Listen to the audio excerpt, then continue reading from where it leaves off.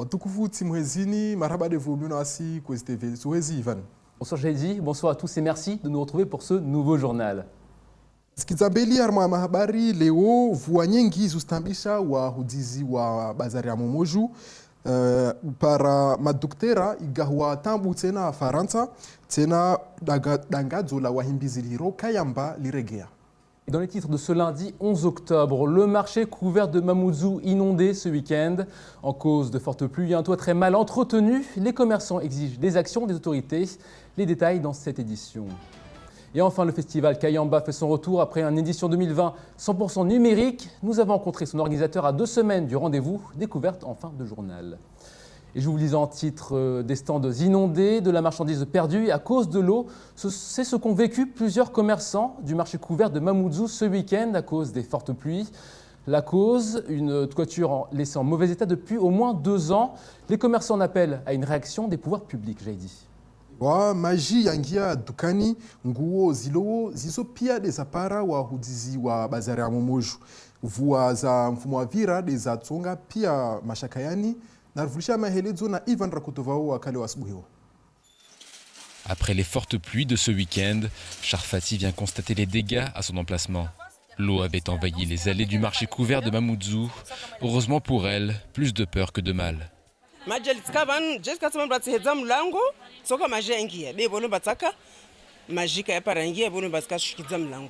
La cause, un toit en mauvais état, rouillé et percé en de multiples endroits.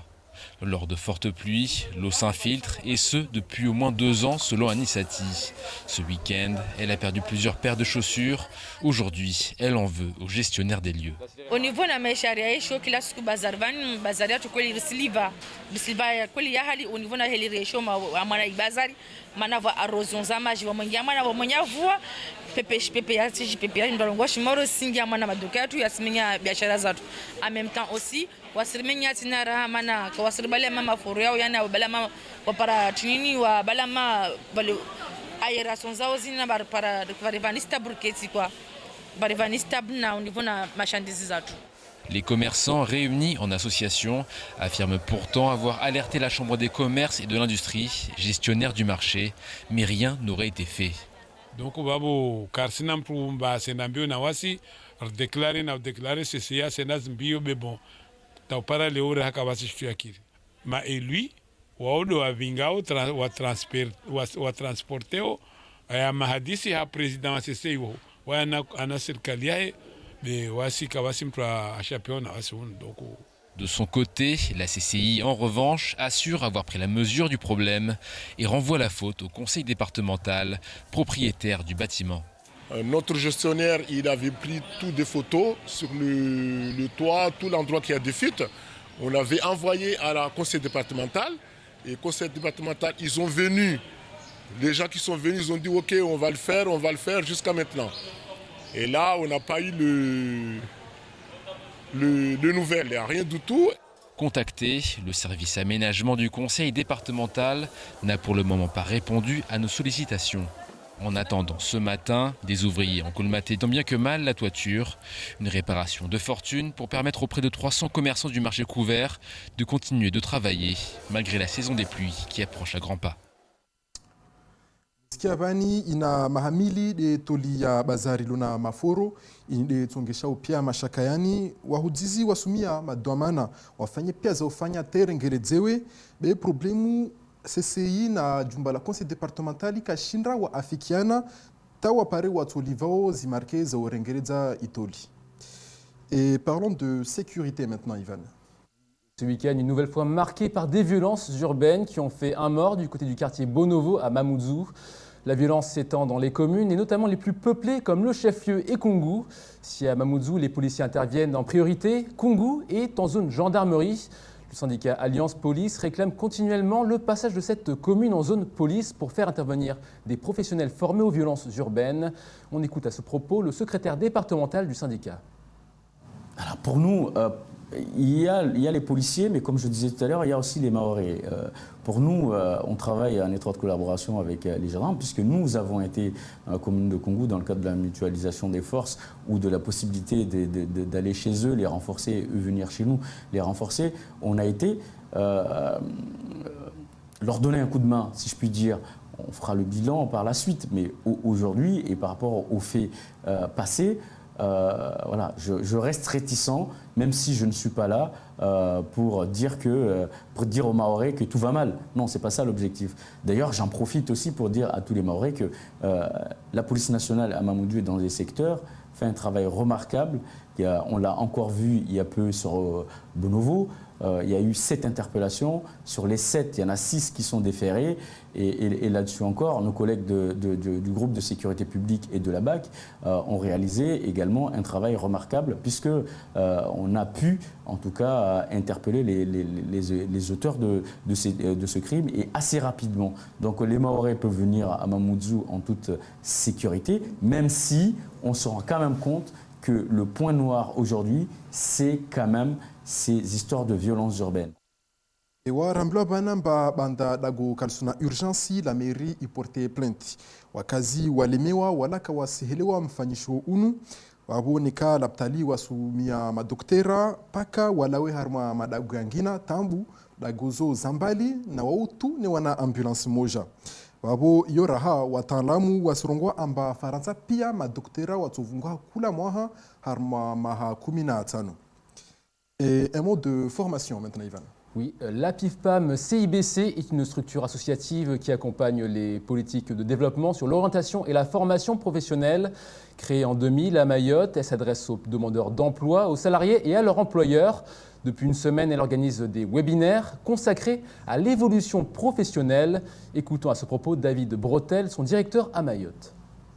Depuis lundi dernier et jusqu'à ce vendredi, on organise sur l'ensemble du territoire national, en partenariat avec tous les opérateurs du Conseil en évolution professionnelle, plus d'une centaine de webinaires qui sont destinés aussi bien aux salariés du secteur privé qu'aux indépendants, mais aussi aux entreprises, parce que le CEP, c'est un outil dont elles doivent s'emparer, et puis aussi les partenaires institutionnels ou autres, afin de leur permettre de s'acculturer sur ce qu'est le CEP, qu'est-ce qu'on peut y trouver, qu'est-ce qu'on peut y faire, et comment on peut s'appuyer dessus pour permettre à la fois aux salariés de développer leurs compétences professionnelles au sein de l'entreprise, ou pourquoi pas aussi en mobilité externe, dans le cadre de la création d'entreprise, mais aussi, d'une certaine façon, pour le développement spécifique d'un territoire, puisque majoritairement, les politiques sont centrées, et c'est normal parce qu'il y a des états d'urgence, sur les demandeurs d'emploi. Mais depuis de nombreuses années, il y a d'énormes efforts qui sont faits aussi sur les salariés, parce que ça fait partie de leur évolution, de leur adaptation au poste de travail. Et à Mayotte, c'est quelque chose qui est récent, la formation professionnelle pour les adultes, ça a à peu près moins d'une vingtaine d'années, et ça prend son essor véritablement à partir de 2020 en tant que tel, à travers de nouveaux dispositifs qui sont à la main des salariés, mais pour lesquels les employeurs peuvent agir aussi pour pouvoir combiner des actions communes et partager avec les uns et les autres. Et maintenant, place au reste de l'actualité en bref de ce lundi 11 octobre, Jaidi. Ewa Ivan, haukuti sirkali isiki watu 7 wani watu warongolwa ambao fanya na ukuza makirtasi mfano titira sejuru vani waili wangia shivani tena maore itokana conseiller prud'homme linde jumba lihukumuo nika mtu hazi anakondo na shefwahe au na jumba we afanyo hazi na rushama helezu pamoja na Leslie Vimene. Le réseau périnatal de Mayotte a décidé de communiquer pour apporter publiquement son soutien aux sages-femmes qui demandent au gouvernement de suivre les préconisations du rapport sur leur statut et leur rémunération. Ces préconisations s'inscrivent directement dans le cadre des missions du réseau périnatal de Mayotte. C'est le cas de l'organisation du parcours de santé des parturientes, de la coordination des professionnels intervenant auprès de ces femmes ou encore de la redéfinition et de la clarification des modalités d'entrée des femmes enceintes dans leur parcours de soins. Le rapport préconise encore l'intégration systématique des sages-femmes dans les actions de prévention ou encore l'élaboration de projets de naissance. Repema rappelle que la demande des sages-femmes de renforcement des effectifs dans l'ensemble des maternités publiques et privées correspond à des recommandations de 2018. Le réseau conclut que de telles orientations contribueraient à fluidifier et optimiser ce parcours de soins. Ce week-end, le parquet a révélé l'existence d'un vaste trafic de documents officiels. C'est presque par hasard que cette affaire a pu voir le jour suite à la découverte le 18 mai dernier d'un véhicule contenant de faux documents et du matériel permettant leur fabrication.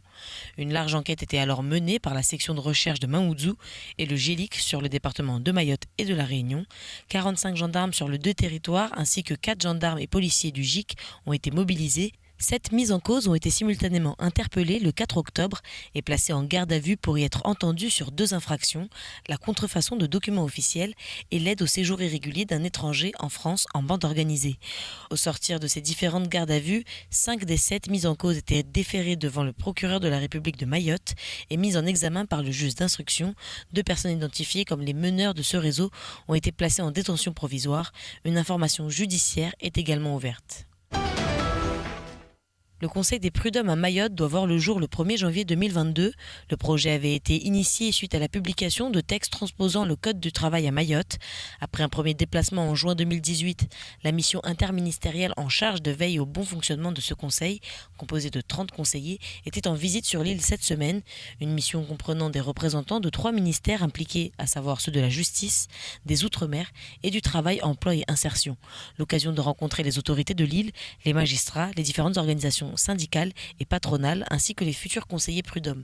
À l'occasion de cette visite, les missionnaires ont préconisé le maintien de l'engagement des ministères en ce qui concerne le suivi et l'accompagnement du futur conseil. Également mise en lumière la nécessité pour les partenaires sociaux de poursuivre leur investissement, notamment au regard de la formation continue des conseillers. Et un mot de culture pour finir ce journal. Le festival Kayamba fait son grand retour. L'an dernier, le concert avait été 100% numérique à la suite de la pandémie de Covid-19.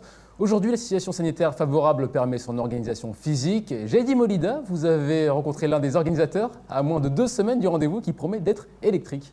Ewa dewa mehe mwahajana kalafanyishiha hasibabu wade wa covid mwahaunu tongo itsoka dangadzo la wahimbizi liro Kayamba liregea yuan le graveron aharmwa wantu waltia nziani rimpara lewa jibu alazatu na rvulisha maelezo. Après une précédente édition qui s'est vue décliner en numérique au vu de la crise Covid, cette année marque le retour du festival Kayamba. Baptisé sobrement Kayamba Charu, elle se tiendra à Bandjélé avec une programmation d'artistes venant d'horizons divers et variés. Alors ouais, ça va être la 3e édition du festival qui va se passer le samedi 23 octobre à Musical Plage à Bandrélé. On aura 5 artistes, Elad qui est de Mayotte, Practica qui est de Paris et qui a beaucoup travaillé en Afrique, notamment au Mali. On a Blackaz qui est réunionnais, Cornelius Doctor et Touchon Rai qui sont de Lyon, et Dina Abdelawed qui est tunisienne et qui est résidente en métropole. Tout au long de l'été, des résidences artistiques initiées par l'association Kayamba ont fleuri aux 4 coins de l'île. Parmi les 5 artistes programmés, 3 y ont participé. Yohan Le Graveron explique à quoi il faudra s'attendre le 23 octobre prochain. On est vraiment dans un mélange entre les musiques traditionnelles et électroniques. On essaie de faire un lien entre les deux. Et donc dans la programmation, on s'efforce de travailler en premier lieu avec les artistes, de commencer avec les artistes de musique traditionnelle pour aller progressivement vers les musiques électroniques. Et on a fait aussi une sélection des artistes qui, dans leur travail quotidien, quand ils font leur album, leur production, ils intègrent déjà les rythmes traditionnels. Les organisateurs se réjouissent que la situation sanitaire permette enfin l'organisation physique de l'événement. Rendez-vous est donc pris au Mrajou à Musical Plage d'Azim peu moins de 2 semaines. La billetterie est ouverte et elle est disponible via la page d'événements Facebook du festival. Tangazo lini litsofanyishiha mwezi 20 wa taru wa Oktobru mtsanga wa Musical Plage wahimbizi watokaoho watula Faransa la Réunion tana maore na unahiro El Hadi tena lini tangazo la lindiliwa swafi banta mohajana kalaka fanyishiha. Pour toutes ces informations. Et c'est la fin de cette édition. Merci de nous avoir suivis. Demain, j'aurai le plaisir de vous retrouver avec Yousra Madali dès 19h. D'ici là, passez une excellente soirée sur Kozi. Maraba devo mwakana wasi meson somlishani na Ivan Rakotovao atukava moja na Yusra Mahadali wamtekelezeni mahabari uku mwema.